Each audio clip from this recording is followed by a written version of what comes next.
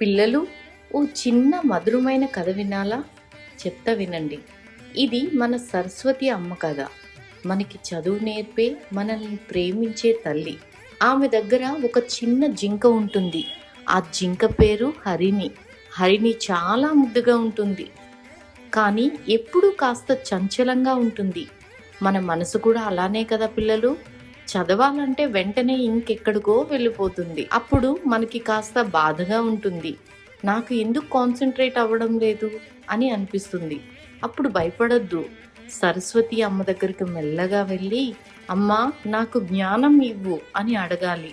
అమ్మ నవ్వుతూ మనల్ని ఆశీర్వదిస్తుంది. మన చిన్న మనసు ప్రశాంతంగా మారుతుంది. చదువు కూడా చాలా సులభంగా వస్తుంది. హరిణి మనకు ఒక మంచి విషయం చెబుతుంది. అదేంటంటే, నీవు ప్రయత్నిస్తే ఖచ్చితంగా గెలుస్తావు అని.